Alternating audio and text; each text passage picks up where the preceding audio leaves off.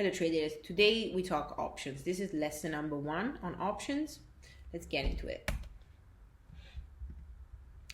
So what is an option? An option is a contract. This contract gives you the right, but not the obligation, to buy or sell stock. So we are buying contracts, not shares. When you buy stock, you sell stock, you buy or sell shares. Here we're buying or selling contracts. One contract is the equivalent of 100 shares.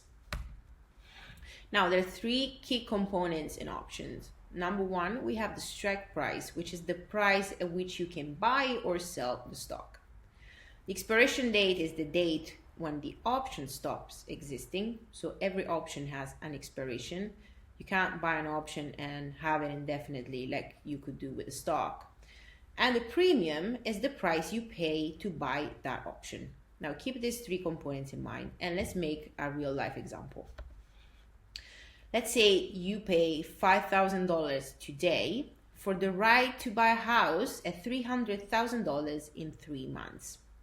So that's exactly what you would do with options and stocks. Why?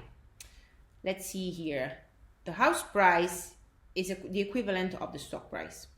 The $300,000 worth of house is the strike price. The 3 months is the expiration, and the $5,000 that we paid up front is the premium, so the price we need to pay to buy the options. It's a pretty simple concept.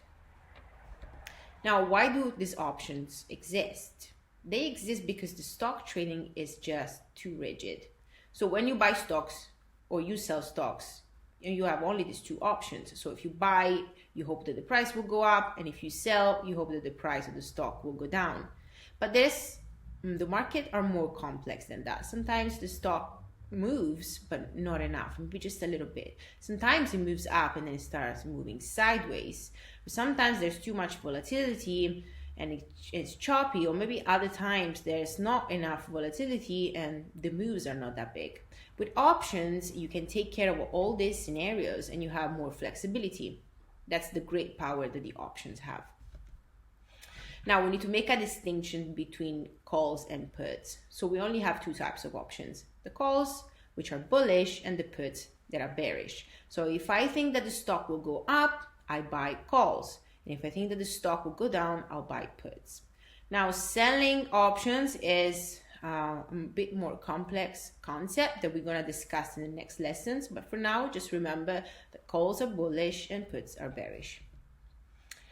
Now, where do we find these options? We find them in the option chain. You can find in any brokerage. They're very easy to find, and they're going to look like this one on our picture.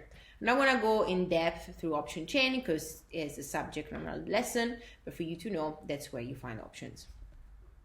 Next, we're going to discuss calls and puts in more detail, and we're going to go through the very important Greeks, which are everything in options.